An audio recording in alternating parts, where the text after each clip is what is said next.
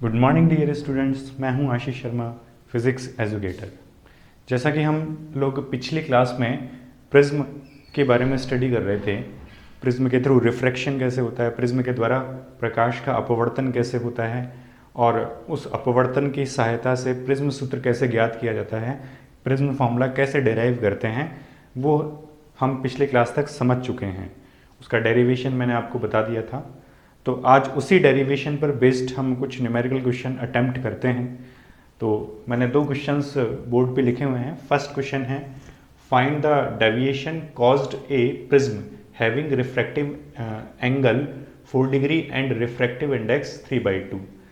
तो अपन को deviation find करना है, विचलन का मान ज्ञात करना है। ठीक है, डेविएशन फाइंड करना है, विचलन ज्ञात करना है उस प्रिज्म के लिए जिस प्रिज्म का रिफ्रैक्टिंग एंगल को आप एंगल ऑफ प्रिज्म भी बोल सकते हो, हिंदी में बोले तो प्रिज्म कोण भी बोल सकते हो। तो प्रिज्म कोण या एंगल ऑफ रिफ्रैक्टिंग या एंगल ऑफ प्रिज्म वो अपन को गिवन है 4 डिग्री। तो अपन इसका सॉल्यूशन देखते हैं क्या होगा। अपन को गिवन क्या है, गिवन दैट या दिया गया है, क्या दिया गया है, ए प्रिज्म एंगल वो कितना दे रखा है 4 डिग्री और रिफ्रैक्टिव इंडेक्स जो है वो कितना दिया हुआ है 3/2। तो दो वैल्यूज अपन को दे रखी हैं 4 डिग्री और 3/2। तो हम उस प्रिज्म के लिए डेविएशन की वैल्यू फाइंड करना है अपन को, मतलब डेल्टा की जो मिनिमम वैल्यू है वो अपन को फाइंड करनी है।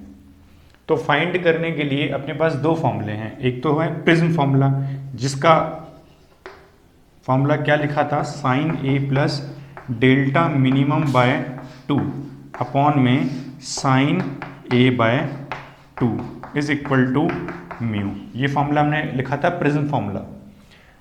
लेकिन ये फॉर्मूला तब एप्लीकेबल होगा जब प्रिज्म एंगल काफ़ी बड़ा हो।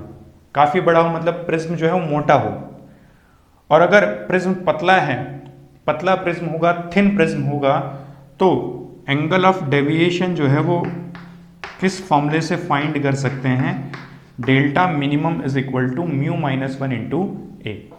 तो ये दो फॉर्मूले हैं जिनसे हम डेल्टा मिनिमम की वैल्यू फाइंड कर सकते हैं। लेकिन ये तब एप्लीकेबल है जब ए की वैल्यू, प्रिज्म एंगल जो है वो ग्रेटर देन 10 डिग्री हो, मतलब प्रिज्म काफ़ी मोटा होगा तो प्रिज्म एंगल भी काफ़ी बड़ा होगा। उस केस में आप ये लगा सकते हो। लेकिन अगर प्रिज्म एंगल काफ़ी छोटा है, मतलब एंगल ऑफ प्रिज्म जो ए है वो क्या है, प्रिज्म कोण जो है वो बहुत छोटा है, बहुत छोटा है मतलब लेस देन 10 डिग्री है, तो प्रिज्म पतला होगा और पतले प्रिज्म के लिए डेल्टा मिनिमम की वैल्यू हम इस फॉर्मूले से फाइंड करेंगे।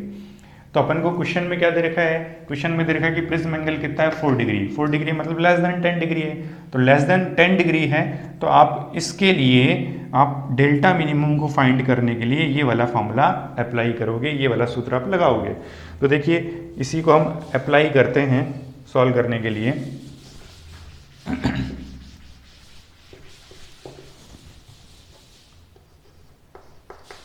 तो गिवन दैट है अपने के पास में, एक तो प्रिज्म एंगल 4 डिग्री और रिफ्रैक्टिव इंडेक्स जो है, अपवर्तनांक जो है वो कितना दे रखा है, रिफ्रैक्टिव इंडेक्स 3/2। तो अपन इसको फॉर्मूला लगाते हैं, delta minimum mu minus 1 into A. तो delta minimum is equal to mu हो गया 3/2 माइनस 1 और ए हो गया 4 डिग्री। तो 3/2 माइनस 1 कितना होगा 1/2 और इंटू 4 डिग्री, तो कितना जाएगा 2 डिग्री। तो डेल्टा मिनिमम का आंसर आ गया 2 डिग्री। तो ये बहुत इजी क्वेश्चन है, डायरेक्ट फॉर्मूला लगाया, वैल्यू रखी, वैल्यू रख करके आंसर आ गया। अब थोड़ा नेक्स्ट क्वेश्चन देखते हैं। थोड़ा इससे इसका लेवल जो है थोड़ा ठीक है, ये बहुत आसान है, ये थोड़ा उससे डिफिकल्ट है। तो क्वेश्चन क्या दे रखा है अपन को, फॉर ए प्रिज्म, एक प्रिज्म अपन को दे रखा है, उस प्रिज्म के लिए ए मतलब प्रिज्म कोण, एंगल ऑफ प्रिज्म 60 डिग्री है। ठीक है, गिवन दैट क्या क्या दिया हुआ है, गिवन दैट ए दे रखा है अपन को 60 डिग्री और प्रिज्म का जो मटेरियल है उसका रिफ्रैक्टिव इंडेक्स, ठीक है, प्रिज्म के पदार्थ का अपवर्तनांक दे रखा है कितना, √7/3। तो find the minimum possible angle of incidence, अपन को minimum angle of incidence, possible angle कितना हो सकता है, मिनिमम पॉसिबल एंगल, ठीक है, मतलब संभावित आपतन कोण, न्यूनतम आपतन कोण कितना होगा वो अपन को निकालना है। ये कब निकालना है, जब द लाइट रे is refracted along the second surface, जो प्रकाश किरण है वह दूसरी सतह के अनुदिश रिफ्रेक्टेड हो जाती है, अपवर्तित हो जाती है। थोड़ा इसको डायग्राम के अकॉर्डिंग अपन समझने की कोशिश करते हैं। ये अपना प्रिज्म है, ठीक है, ये इसका प्रिज्म एंगल ए गिवन है और एक नॉर्मल मैंने इस सरफेस के लिए बना लिया। अब एक लाइट रे इंसिडेंट हो रही है और जब ये लाइट रे इंसिडेंट हो रही है तो यहाँ पर एक एंगल बना रही है, तो ये एंगल क्या है, मिनिमम पॉसिबल एंगल है। क्या है, मिनिमम पॉसिबल एंगल, न्यूनतम संभावित कोण है, आपतन कोण है। तो और ये आपतन कोण तब बन रहा है जब ये प्रकाश किरण, ये जो लाइट रे है, ये जब इस सेकंड सरफेस पर इंसिडेंट होती है, यहाँ पर इंसिडेंट होती है, तो इसका रिफ्रैक्शन, इस प्रकाश किरण का अपवर्तन इस दूसरी सतह के अनुदिश हो जाता है, सेकंड सरफेस के अलोंग हो जाता है। अपन को बोला है refracted along the second surface, तो ये लाइट रे इस सरफेस के अलोंग ही क्या हो जाती है, रिफ्रैक्ट हो जाती है। तो देखो इसमें थोड़ा पिछला जो अपना कॉन्सेप्ट है जो अपन ने पढ़ रखा है रे ऑप्टिक्स में, वो लगेगा। क्या लगेगा, हम लोग पढ़ चुके हैं कि अगर कोई लाइट रे डेंसर मीडियम से रेयर मीडियम में ट्रेवल करती है, मतलब सघन माध्यम से विरल माध्यम में जाती है, और उसका जो आपतन कोण है, एंगल ऑफ इंसिडेंस है, अगर वो क्रांतिक कोण के बराबर हो, एंगल ऑफ क्रिटिकल के एंगल इक्वल हो, क्रिटिकल एंगल के इक्वल हो, तो जो लाइट रे है जब रिफ्रैक्ट होती है तो रिफ्रैक्ट किसके अलोंग हो जाती है या किसके पैरेलल हो जाती है, इंटरफेस बाउंड्री जो होती है उसके पैरेलल हो जाती है, पृथककारी सतह के समांतर हो जाती है। तो हम ये कह सकते हैं कि यहाँ पर जो एंगल ऑफ इंसिडेंस है वो कितना होना चाहिए, क्रिटिकल एंगल के इक्वल होना चाहिए, क्रांतिक कोण के बराबर होना चाहिए, ताकि ये प्रकाश किरण पृथककारी सतह के समांतर हो जाए। वही चीज यहाँ पर है कि लाइट रे, ये वाली जो लाइट रे है, ये कहाँ से कहाँ जाने की कोशिश कर रही है, डेंसर से रेयर में, सघन से विरल में जाने की कोशिश कर रही है।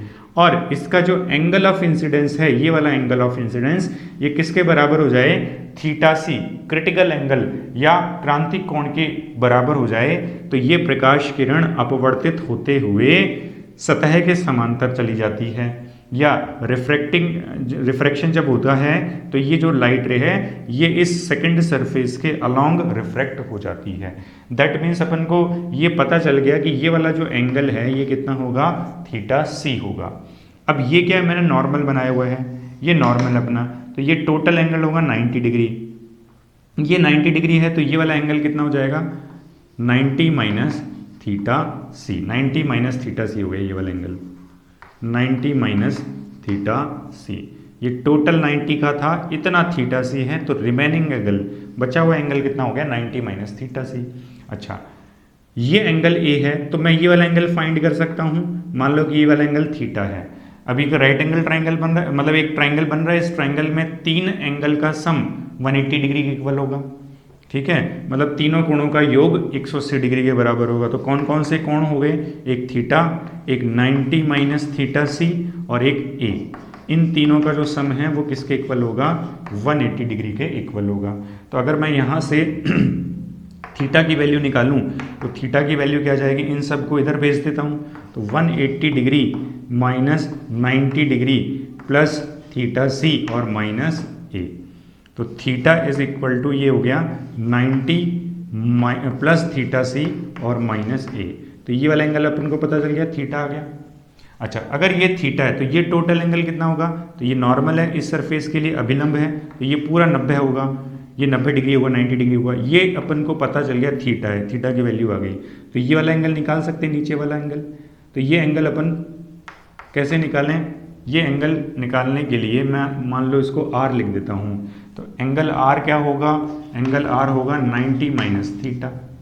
भाई ये टोटल 90 का है, इतना थीटा है, तो बचा हुआ एंगल क्या होगा, 90 माइनस थीटा, और थीटा की वैल्यू आ गई अपने पास में, तो R is equal to 90 minus theta की वैल्यू मैं रख देता हूँ, इसको माइनस से मल्टीप्लाई कराना है, 90 माइनस थीटा सी प्लस ए, तो देखिए 90 से 90 कैंसिल हो गया, आर की वैल्यू क्या आ गई, ए माइनस थीटा सी। मतलब अपन को ये मालूम पड़ गया कि एंगल ऑफ रिफ्रैक्शन जो होगा इस सरफेस के लिए या इस सतह के लिए अपवर्तन कोण जो होगा वो कितना होगा, a माइनस थीटा सी होगा।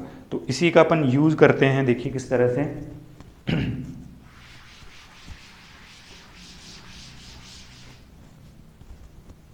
हमें पता चल गया है कि r की जो वैल्यू है वो क्या है, a minus theta C. Diagram यहां दिखा देता हूं मैं आपको।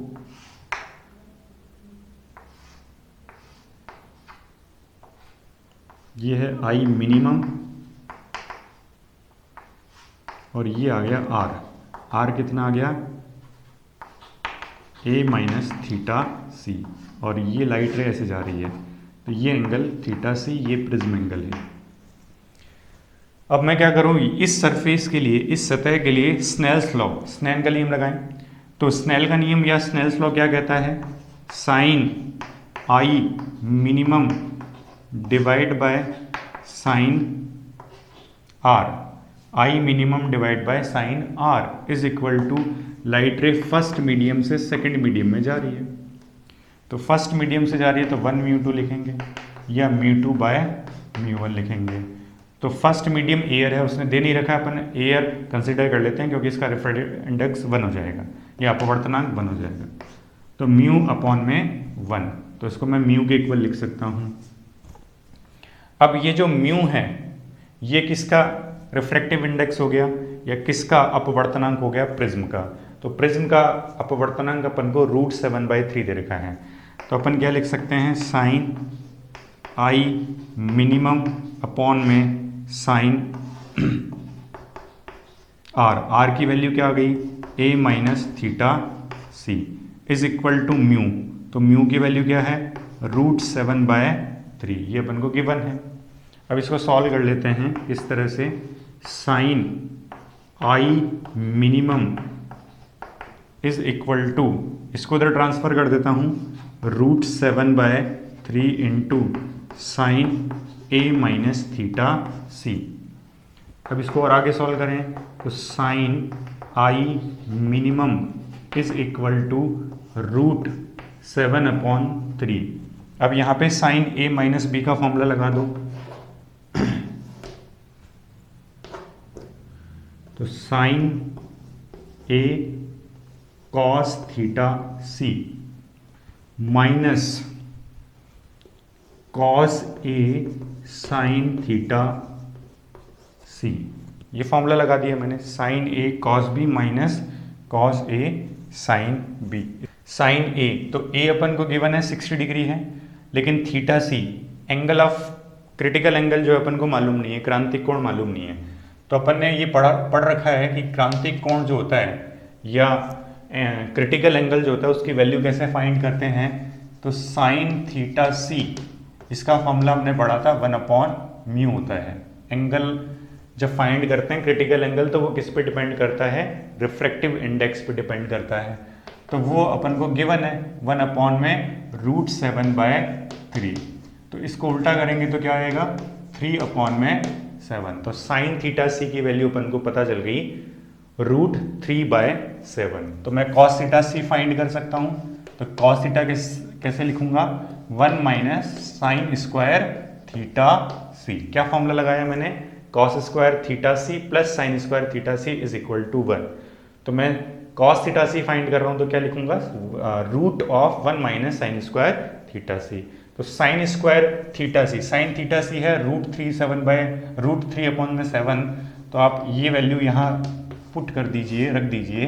तो 1 माइनस साइन स्क्वायर थीटा सी, इसका स्क्वायर करोगे तो क्या आएगा, 3/7। और कॉस थीटा सी एलसीएम लोगे तो 7 माइनस 3 मतलब 4/7।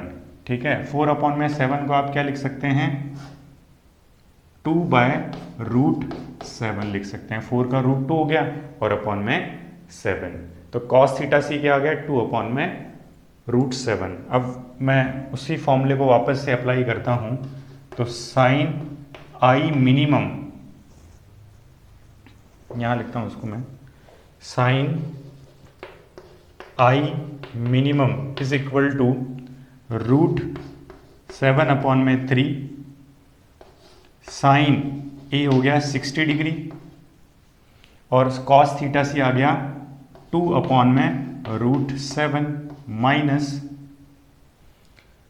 फिर cos A मतलब cos 60 डिग्री और sin थीटा सी, तो sin थीटा सी है √3/7। ठीक है। अब इसको सॉल्व करना है अपन को, तो sin I minimum is equal to √7/3, sin 60 degree होता है √3/2 और इंटू 2/√7 माइनस cos 60 डिग्री होगा 1/2 और √3/7। तो आप देखोगे 2 से ये 2 कैंसिल हो गया, तो √7/3 यहाँ पे क्या बचा √3/√7 माइनस 1/2 √3/7। अब कॉमन क्या रहा है, √3/7 कॉमन आ रहा है, तो 7/3 का रूट और कॉमन आ गया √3/7। तो यहाँ बचा 1 और यहाँ बचा 1 - 2। अब आप देख रहे हो ये आपस में कैंसिल हो जाएंगे, √7 कैंसिल हो गया, √3 कैंसिल हो गया, तो 1 - 1/2, तो 1 - 1/2 कितना होगा 1/2। तो साइन आई मिनिमम जो है वो इतना आ गया 1/2 और 1/2 किसकी वैल्यू होती है, साइन 30 डिग्री। साइन 30 डिग्री किसके इक्वल होता है 1/2, तो साइन आई मिनिमम किसके इक्वल आ गया, साइन 30 के इक्वल आ गया। तो आई मिनिमम जो है वो किसके इक्वल आ जाएगा 30 डिग्री, इट मीन्स π/6। तो हमें किसकी वैल्यू फाइंड करनी थी, मिनिमम एंगल जो होगा, पॉसिबल एंगल, कौन सा, एंगल ऑफ इंसिडेंस, ये अपन को फाइंड करना था। न्यूनतम संभावित आपतन कोण कितना होगा, तो वो अपने पास आ गया I minimum 30 degree which is equal to π/6। तो इस तरह से अपन इसको सॉल्व कर सकते हैं। कैलकुलेशन थोड़ी ज़्यादा है, पिछला कॉन्सेप्ट भी यूज़ हुआ है और प्रिज्म वाला कॉन्सेप्ट भी यूज़ हो रहा है। तो इस तरह से हम न्यूमेरिकल क्वेश्चन को सॉल्व कर सकते हैं, प्रिज्म फॉर्मूले का यूज़ करते हुए या सिंपल फॉर्मूला यूज़ करते हुए। अब देखिए प्रिज्म के लिए हम कुछ अगले बिंदुओं पर विचार करें, कुछ नए टॉपिक्स पढ़ें। तो उनमें से एक टॉपिक है वर्ण विक्षेपण, डिस्पर्शन ऑफ लाइट या प्रकाश का वर्ण विक्षेपण। तो ये आपने 10th क्लास के अंदर भी पढ़ा हुआ है। तो इसमें अपन क्या यूज़ कर रहे हैं कि एक प्रिज्म ले रखा है हमने, उस प्रिज्म का प्रिज्म एंगल है ए। क्या है, प्रिज्म एंगल या प्रिज्म कोण कितना है, ए है। अब हम क्या करते हैं, इस प्रिज्म के ऊपर एक व्हाइट लाइट बीम या श्वेत प्रकाश पुंज को आपतित कराते हैं। तो जैसे ही व्हाइट लाइट बीम या श्वेत प्रकाश पुंज इस प्रिज्म के द्वारा अपवर्तित होता है या उसका रिफ्रैक्शन होता है, तो जैसे ही रिफ्रैक्शन होगा मतलब लाइट बीम जो है या प्रकाश पुंज जो है वो विरल माध्यम से सघन माध्यम में जाएगा, रेयर मीडियम से डेंसर मीडियम में जाएगा। तो जैसे ही मीडियम चेंज होगा, माध्यम में परिवर्तन आएगा, उसका अपवर्तन होगा, और अपवर्तन होगा, रिफ्रैक्शन होगा। तो वैसे ही श्वेत प्रकाश पुंज जो है अपने मूल 7 रंगों में विभक्त हो जाएगा, मतलब प्रकाश पुंज जो है वो 7 रंगों में टूट जाएगा। व्हाइट लाइट बीम जैसे ही मीडियम चेंज करेगी, रिफ्रैक्ट होगी, और जैसे ही रिफ्रैक्ट होगी तो ये अपने 7 कलर्स के अंदर स्प्लिट हो जाएगी, टूट जाएगी। तो 7 कलर कौन कौन से आ गए, ये रेड है, फिर ऑरेंज है, फिर येलो है, फिर ग्रीन है, फिर ब्लू है, फिर इंडिगो है, फिर वॉयलेट है। तो इस तरह से अपन को एक 7 कलर्स का एक स्पेक्ट्रम स्क्रीन पर ऑब्जर्व होगा। ये स्क्रीन लगा रखी है मैंने, एक पर्दा लगा रखा है, और इस पर्दे पर मुझे 7 रंगों का एक स्पेक्ट्रम प्राप्त हो रहा है, जिसको हम क्या कह रहे हैं, दृश्य प्रकाश स्पेक्ट्रम या व्हाइट लाइट स्पेक्ट्रम कह रहे हैं। तो वर्ण विक्षेपण या डिस्पर्शन का मतलब ये हुआ कि जब कोई प्रकाश पुंज, श्वेत प्रकाश पुंज, व्हाइट लाइट बीम प्रिज्म के थ्रू रिफ्रैक्ट होती है, प्रिज्म द्वारा अपवर्तित होती है, तो वो अपने मूल 7 रंगों में विभक्त हो जाती है। इसी घटना को हम प्रकाश का वर्ण विक्षेपण कहते हैं। या जो व्हाइट लाइट बीम है वो जैसे ही प्रिज्म के थ्रू रिफ्रैक्ट होती है 7 कलर्स में स्प्लिट हो जाती है। इसी फिनोमिना को हम कहते हैं डिस्पर्शन ऑफ लाइट।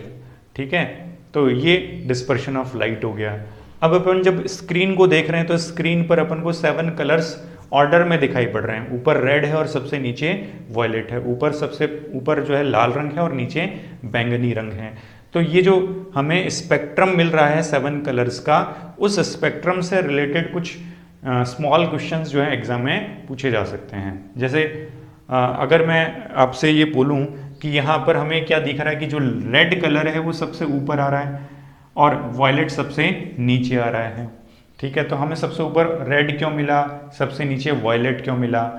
ठीक है, तो उसका एक पर्टिकुलर रीजन हम ये दे सकते हैं कि हम एक विजिबल लाइट स्पेक्ट्रम के लिए दृश्य प्रकाश स्पेक्ट्रम के लिए पढ़ चुके हैं कि जो रेड कलर होता है उसकी वेवलेंथ ज़्यादा होती है। सबसे ज़्यादा रेड कलर की वेवलेंथ होती है अप्रॉक्स 8000 एंगस्ट्रॉम। ठीक है, और वॉयलेट कलर जो है, बैंगनी कलर जो है, उसके लिए लैम्डा या वेवलेंथ सबसे कम होता है और कितना होता है 3800 3800 एंगस्ट्रॉम 7800 एंगस्ट्रॉम 3800 एंगस्ट्रॉम। तो इसकी सबसे कम होती है, इसकी सबसे ज़्यादा होती है। और हम पहले पढ़ चुके हैं कि लैम्डा और वी जो है वो डायरेक्टली प्रोपोर्शनल होंगे। तो जहाँ लैम्डा ज़्यादा होगा वहाँ वेग भी ज़्यादा होगा, वेलोसिटी भी ज़्यादा होगी, और जहाँ लैम्डा कम होगा वहाँ वेलोसिटी भी क्या होगी, कम होगी। तो रेड कलर के लिए वेलोसिटी ज़्यादा होगी, मतलब ये स्पीडली मूव करेगा, और वॉयलेट कलर के लिए जो वेलोसिटी है वो कम होगी, वेग उसका कम होगा, तो ये धीरे धीरे चलेगा। तो सबसे पहले ऑब्जर्व कौन होगा, सबसे पहले कौन मिलेगा जिसकी वेलोसिटी ज़्यादा होगी, जिसकी स्पीड ज़्यादा होगी, जिसकी चाल ज़्यादा होगी। तो रेड कलर की चाल जो है ज़्यादा है, इसलिए वो हमें सबसे पहले मिलेगा। और सबसे लास्ट में कौन मिलेगा, सबसे बाद में हमें कौन मिलेगा, जो धीरे चलेगा। धीरे कौन चल रहा है, वॉयलेट, क्योंकि इसकी स्पीड कम है। अब जिसकी स्पीड कम है उसके लिए जो रिफ्रैक्टिव इंडेक्स होगा मीडियम का, वो क्या होगा, कम होगा। क्यों कम होगा, क्योंकि हम पढ़ चुके हैं कि म्यू और वी के बीच में क्या रिलेशन होता है, इन्वर्सली प्रोपोर्शनलिटी का। जो अपवर्तनांक है वो वेग के व्युत्क्रमानुपाती होता है। तो रेड कलर के लिए वेलोसिटी सबसे ज़्यादा है, उसकी चाल सबसे ज़्यादा है, तो अपवर्तनांक जो होगा वो सबसे कम होगा, रिफ्रैक्टिव इंडेक्स सबसे कम होगा। जबकि वॉयलेट कलर जो है उसके लिए वेग सबसे कम है, तो अपवर्तनांक जो है सबसे ज़्यादा होगा, रिफ्रैक्टिव इंडेक्स जो है वो सबसे मैक्सिमम होगा।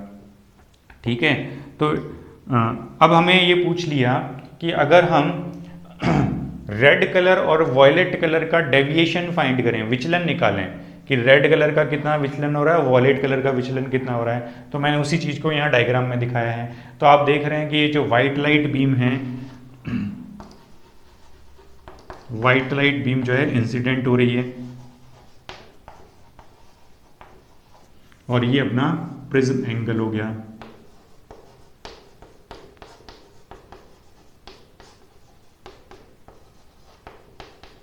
तो जैसे ही श्वेत प्रकाश पुंज प्रिज्म के अंदर जाएगा, मीडियम चेंज होगा, मीडियम चेंज होने से श्वेत प्रकाश पुंज अपने मूल 7 रंगों में विभक्त हो जाएगा। White light beam splits into its on 7 colours. तो यहाँ पे 7 कलर्स में डिवाइड हो गई है।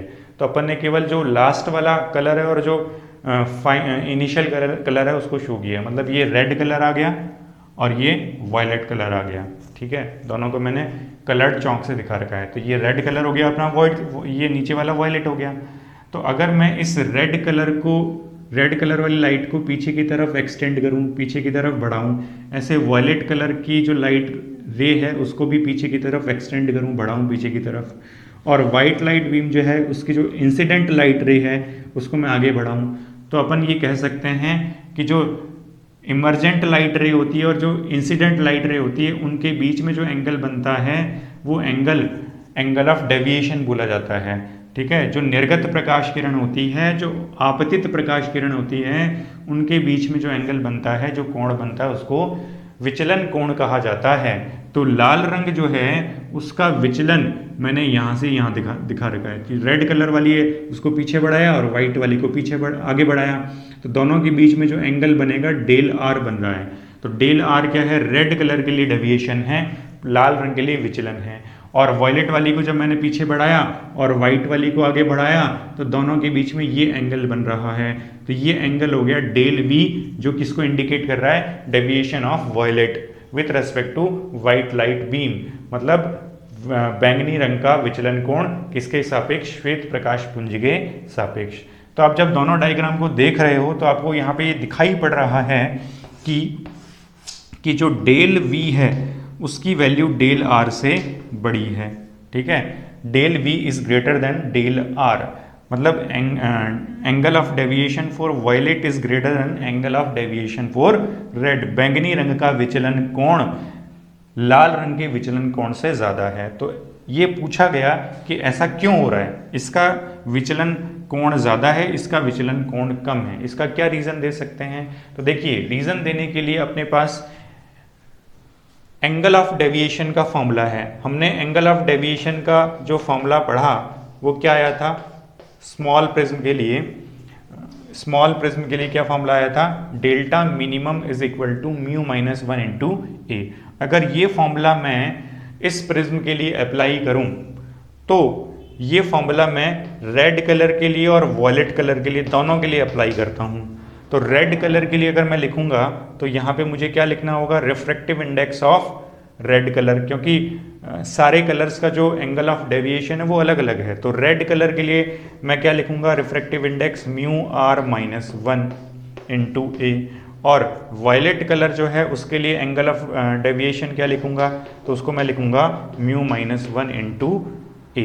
तो वायलेट कलर के लिए एंगल ऑफ डेविएशन क्या आ गया, mu V minus 1 into A, refractive index of for violet colour. और डेल आर क्या आ गया, mu R minus 1 into A, refractive index for red colour.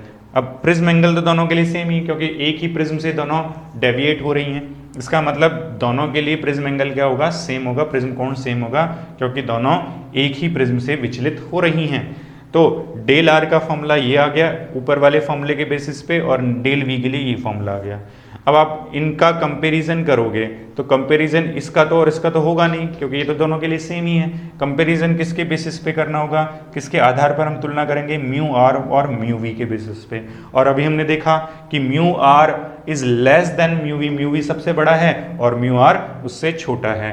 तो मैं क्या लिखूंगा कि mu V is greater than mu R, mu V is greater than mu R, that means del V is greater than del are.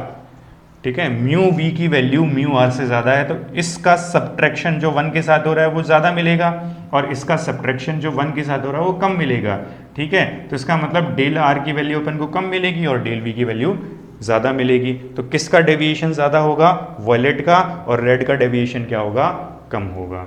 तो अपन इस तरह से बता सकते हैं कि वर्ण विक्षेपण या डिस्पर्शन किसी भी प्रिज्म के थ्रू कैसे पॉसिबल हो सकता है। ठीक है, अब हम इसी में अगले टॉपिक की बात करते हैं जो वर्ण विक्षेपण या डिस्पर्शन से ही रिलेटेड है। मैंने क्या लिखा हुआ है, विक्षेपण कोण या एंगल ऑफ डिस्पर्शन। तो एंगल ऑफ डिस्पर्शन का मतलब क्या हुआ, देखो देखिए, जब व्हाइट लाइट बीम प्रिज्म पर इंसिडेंट हो रही है तो वो 7 कलर्स में स्प्लिट हो गई है, 7 रंगों में टूट गई है। लेकिन अपन ने यहाँ पे केवल जो सीमांत रंग हैं उन्हीं को दिखा रखा है। सीमांत रंग मतलब जो फर्स्ट कलर है और जो लास्ट कलर है, ठीक है, रेड कलर और वॉयलेट कलर, इन्हीं को दिखा रखा है। और इन दोनों को मैंने क्या किया, जो रेड कलर की जो इमर्जेंट लाइट रे है और वॉयलेट कलर की जो इमर्जेंट लाइट रे, दोनों को मैंने क्या किया, पीछे की तरफ एक्सटेंड किया। ठीक है, जो लाल रंग की निर्गत प्रकाश किरण है और जो बैंगनी रंग की निर्गत प्रकाश किरण है, दोनों को हमने पीछे की ओर बढ़ाया और व्हाइट लाइट बीम जो है उसको आगे की ओर एक्सटेंड कर दिया। ठीक है, श्वेत प्रकाश पुंज की प्रकाश जो है उसको मैंने आगे की ओर बढ़ा दिया। तो अपन यहाँ से डेल आर और डेल वी देख सकते हैं कि रेड कलर के लिए angle of deviation del R है और वॉयलेट कलर के लिए angle of deviation del V है। और जब हम इन दोनों को पीछे की ओर एक्सटेंड कर रहे हैं तो इन दोनों के बीच में भी एक छोटा सा एंगल बनता हुआ दिखाई दे रहा है, जिसको अपन ने थीटा से डिनोट किया है।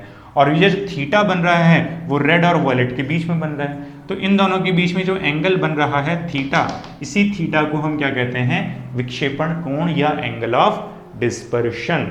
तो अपन डिस्पर्शन की जो डेफिनेशन है वो इसके फॉर्मूले के बेसिस पे दे सकते हैं। देखिए,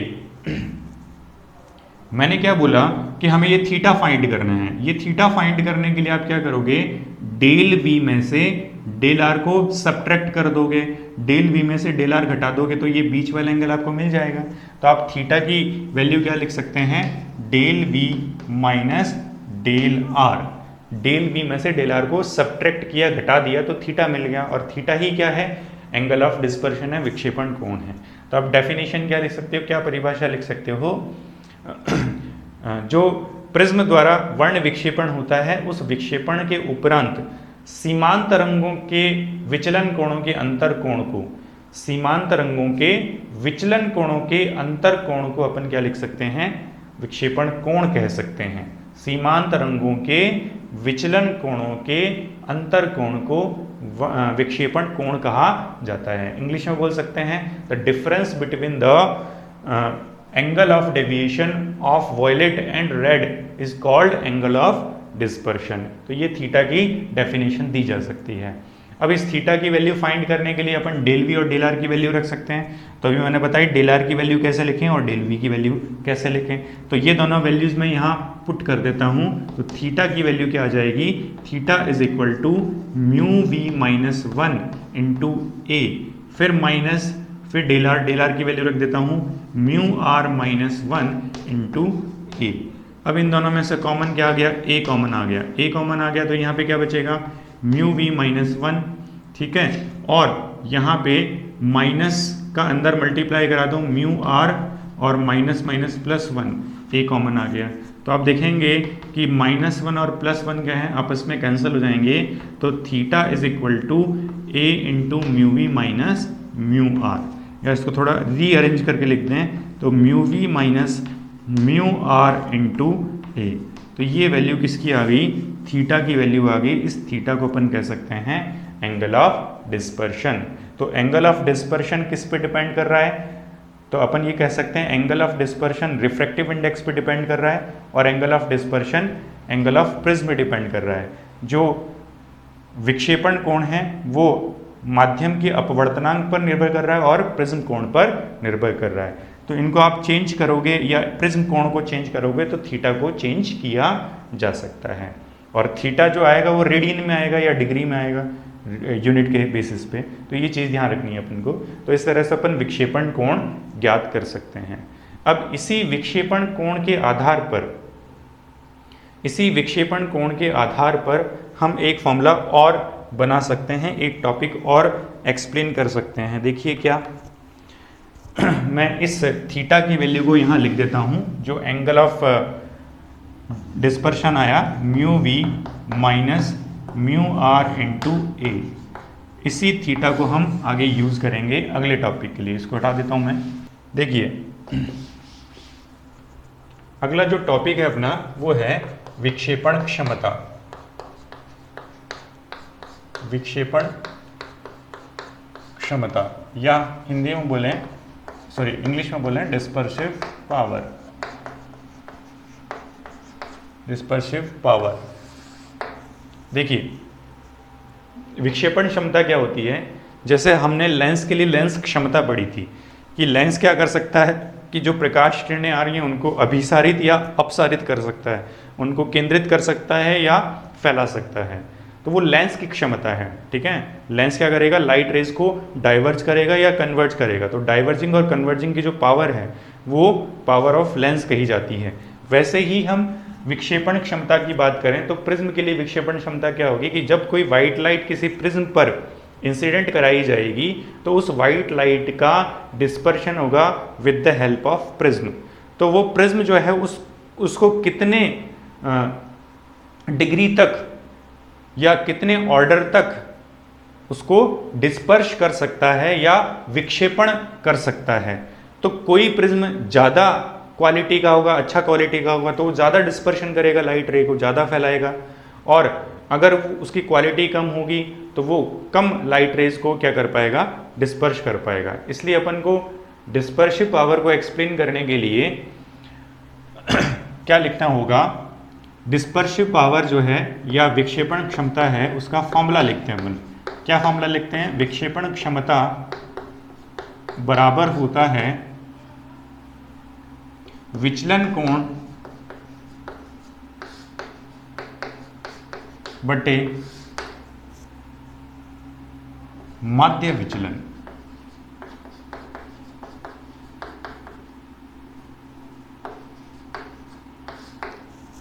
ठीक है, या मैं हिंदी में इसमें इंग्लिश में लिख दूं इसको, dispersive power is equal to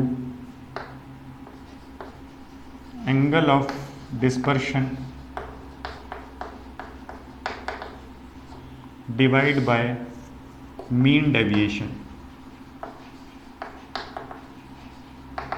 तो डेफिनेशन क्या आ गई डिस्पर्सिव पावर की या विक्षेपण क्षमता की? हिंदी में बोलें तो किसी प्रिज्म के लिए विचलन कोण और माध्य विचलन के अनुपात को विक्षेपण क्षमता कहते हैं। और इंग्लिश में बोलें तो the ratio of angle of dispersion to the mean deviation for a prism is called dispersive power. तो उसको अपन ओमेगा से रिप्रेजेंट करते हैं। ओमेगा की वैल्यू क्या आएगी इस फॉर्मूले के बेसिस पे? तो एंगल ऑफ डिस्पर्शन अभी अपन ने कैलकुलेट किया थीटा आया, और मीन डेविएशन जो है इसको अपन डेल मीन लिख सकते हैं। तो ये अपना फॉर्मूला बन गया थीटा अपॉन में डेल मीन, वो किसके इक्वल हो गया? डिस्पर्सिव पावर के इक्वल हो गया। अब इसकी वैल्यू फाइंड करने के लिए अपन थीटा की वैल्यू रख देंगे और डेल मीन की वैल्यू रखेंगे। तो डेल मीन क्या होगा पहले ये समझना जरूरी है। तो डेल मीन में अपन ये देखेंगे कि अपने पास 7 कलर्स का डेविएशन आ रहा है, सारे कलर्स का डेविएशन आ रहा है। सारे कलर का जब डेविएशन आ रहा है तो अपन इसके डेविएशन को डेल आर से रिप्रेजेंट कर रहे हैं और इसके डेविएशन को डेल वी से रिप्रेजेंट कर रहे हैं। तो हर एक रंग का अलग अलग डेविएशन होगा। अगर मैं एवरेज फाइंड करूं, सबका एवरेज निकालूं, तो मैं सबको ऐड करके 7 का डिवाइड करूंगा और डिवाइड करने पर मुझे एवरेज वैल्यू या मीन वैल्यू या औसत मान मिल जाएगा। तो जब मैं वो औसत चेक करूंगा या मीन जो मेरे पास आएगा उसको मैं चेक करूंगा, तो उसका जो डेविएशन आएगा, मीन डेविएशन जो आएगा वो अप्रोक्स किसके इक्वल आएगा? येलो कलर के डेविएशन के इक्वल आएगा। That means we can write that del mean is equal to del Y. मतलब जो माध्य विचलन होगा, सातों रंगों का जो औसत आएगा विचलन का या मीन आएगा डेल का डेविएशन का, वो किसके इक्वल आएगा? येलो कलर के डेविएशन के अप्रॉक्स इक्वल आएगा। तो हम क्या लिख सकते हैं? डेल मीन किसके इक्वल होगा? डेल वाई के इक्वल होगा। या डेल वाई को अगर हम लिखना चाहें तो जैसे म्यू आर, मतलब थीटा, मैंने डेल आर को लिखा था, डेल वी को लिखा था, डेल आर को मैंने लिखा था mu V minus one, mu R minus one into A, और डेल वी को क्या लिखा था? Mu V minus one into A. तो वैसे डेल आर डेल वी को लिखा, वैसे डेल वाई को लिख सकते हो। क्या लिख सकते हो? Mu Y minus one into A. और वाई क्या है? म्यू वाई क्या है? ये एवरेज वैल्यू है किसकी? सारे जो रिफ्रैक्टिव इंडेक्स होंगे सारे कलर्स के लिए, इसके लिए म्यू आर होगा, इसके लिए mu O, mu Y, mu G, mu B, mu I, mu V. तो सब का हम क्या करेंगे? एवरेज निकालेंगे। तो सारे कलर्स का जो रिफ्रैक्टिव इंडेक्स होगा उसका एवरेज कितना आएगा, जिसको अपन म्यू लिख सकते हैं, और वो म्यू किसके इक्वल आएगा? Mu Y. जो येलो कलर का रिफ्रैक्टिव इंडेक्स होगा उसकी वैल्यू मीन या एवरेज रिफ्रैक्टिव इंडेक्स के इक्वल आ जाएगी। तो अपन म्यू वाई को क्या लिख सकते हैं? म्यू लिख सकते हैं। तो mu minus one into A. तो ये किसकी वैल्यू आ गई? डेल मीन या माध्य विचलन का मान आ गया। अब मैं इसको यहाँ रख दूं तो ओमेगा का फॉर्मूला आ जाएगा मेरे पास में। तो थीटा की वैल्यू क्या आई अपने पास में? थीटा की वैल्यू आ रखी है mu V minus mu R into A. ठीक है, और अपॉन में क्या लिखना है? Del mean. तो डेल मीन क्या आ रहा है अपने पास में? म्यू माइनस वन इंटू ए।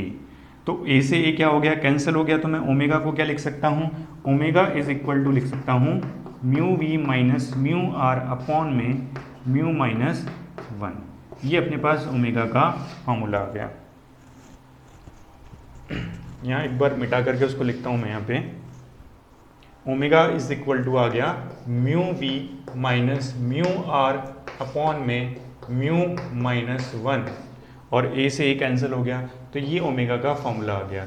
आप इस फॉर्मूले के बेसिस पे ये कह सकते हो कि जो प्रिज्म है उस प्रिज्म के लिए जो डिस्पर्सिव पावर होगी या विक्षेपण क्षमता होगी वो प्रिज्म कोण पर निर्भर नहीं करेगी, एंगल ऑफ प्रिज्म पे डिपेंड नहीं करेगी। क्यों नहीं करेगी? क्योंकि जो ए आ रहा था दोनों साइड में ऊपर नीचे वो कैंसिल हो चुका है। तो विक्षेपण क्षमता जो है, डिस्पर्सिव पावर जो है, वो किस पे डिपेंड नहीं करेगी, एंगल ऑफ प्रिज्म पे डिपेंड नहीं करेगी। अब एंगल ऑफ प्रिज्म कितना भी हो, मतलब प्रिज्म पतला हो मोटा हो, तो उससे अपन को कोई मतलब नहीं है। हर एक प्रिज्म क्या करेगा, डिस्पर्शन करेगा, ठीक है।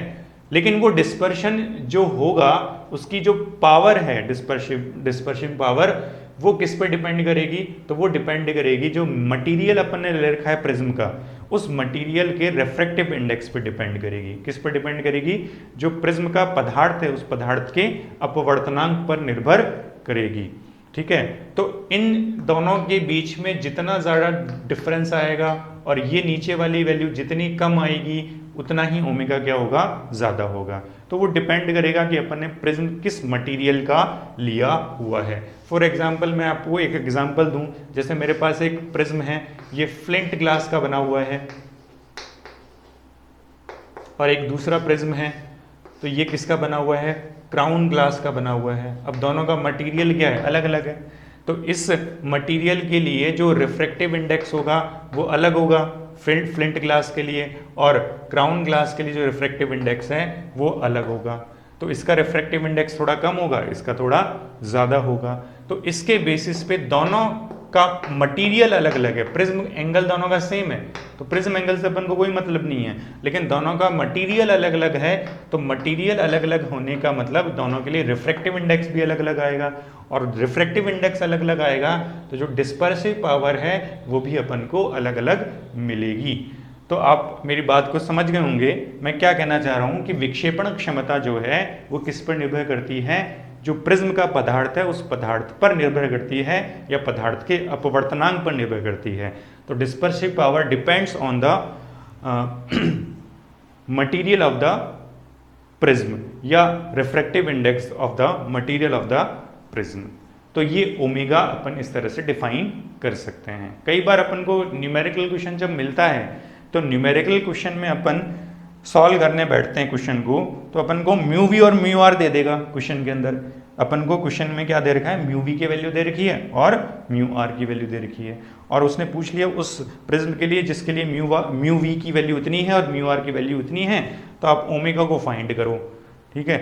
लेकिन आपको म्यू तो नहीं दे रखा है, तो आप क्या करोगे, म्यू क्या है, एवरेज है। एवरेज है तो आप कैसे निकालोगे, mu V plus mu R upon में 2, मतलब म्यू वी और म्यू आर का क्या कर लोगे, एवरेज निकाल लोगे। एवरेज निकालोगे तो आपको म्यू मिल जाएगा, और जो म्यू आएगा उसको यहाँ पुट कर दोगे तो ओमेगा की वैल्यू आपको मिल जाएगी। या कई बार ऐसा भी हो सकता है कि कई बार क्वेश्चन में आपको डेल वी और डेल आर दे दे। क्या दे दे, डेल वी और डेल आर। आपको डेल वी की वैल्यू दे दी, एक पर्टिकुलर वैल्यू दे दी, और एक डेल आर की पर्टिकुलर वैल्यू दे दी, और उससे पूछ लिया कि ओमेगा फाइंड करो। तो ओमेगा का फॉर्मूला आपने क्या लिखा था, थीटा अपॉन में डेल मीन, यही तो लिखा। तो थीटा को आप कैसे लिख रहे थे, थीटा इज इक्वल टू था del V minus del R upon में डेल मीन। ये थीटा की वैल्यू क्या थी, del V minus del R upon में डेल मीन है ही। तो डेल वी आपको गिवन है, डेल आर अपन को गिवन है, तो ये आप दोनों वैल्यू यहाँ रख दोगे, लेकिन आपको डेल मीन नहीं गिवन है। तो डेल मीन कैसे निकालोगे, तो आप जो डेल वी और डेल आर है इसका एवरेज निकाल लोगे, और जो भी एवरेज आएगा उस एवरेज को आप यहाँ पे रिप्लेस कर दोगे, तो आपको ओमेगा की वैल्यू मिल जाएगी, ऑब्टेन हो जाएगी। तो इस तरह से न्यूमेरिकल क्वेश्चन में ये सारे पॉइंट्स अपन को ध्यान रखने हैं। तो अपन ने आज प्रिज्म के लिए 3 चीज़ें पढ़ी, एक तो विक्षेपण क्षमता, ठीक है, डिस्पर्सिव पावर जो अभी हमने पढ़ी, जो किस पे डिपेंड करती है, मटेरियल पर, प्रिज्म का जो मटेरियल उस पर डिपेंड करती है, प्रिज्म एंगल पे डिपेंड नहीं करती। उससे पहले अपन ने पढ़ा विक्षेपण कोण, एंगल ऑफ डिस्पर्शन। तो एंगल ऑफ डिस्पर्शन के लिए बोला था कि it is the difference between angle of deviation for violet and angle of deviation for R. Theta is equal to del V minus del R, ठीक है। इसके equal था थीटा की वैल्यू। सीमांत तरंगों के विचलन कोणों के अंतर कोण को विक्षेपण कोण कहते हैं। और उससे पहले अपन ने पढ़ा विक्षेपण क्या होता है, वर्ण विक्षेपण क्या होता है, या डिस्पर्शन ऑफ लाइट क्या है, कि जब व्हाइट लाइट किसी प्रिज्म पर इंसिडेंट होती है तो व्हाइट लाइट जो है वो 7 कलर्स में स्प्लिट हो जाती है। इसी फिनोमिना को डिस्पर्शन ऑफ लाइट कहते हैं। प्रकाश का, श्वेत प्रकाश पुंज का अपने 7 रंगों में टूट जाना, विभक्त हो जाना वर्ण विक्षेपण कहलाता है। तो उम्मीद करता हूँ जो बात मैंने समझाई है वो समझ में आई होगी, और ये जो टॉपिक अपन ने पढ़े हैं, इन टॉपिक से रिलेटेड जो न्यूमेरिकल क्वेश्चन है वो अपन नेक्स्ट क्लास में डिस्कशन करेंगे। तो आज के लिए इतना ही, धन्यवाद।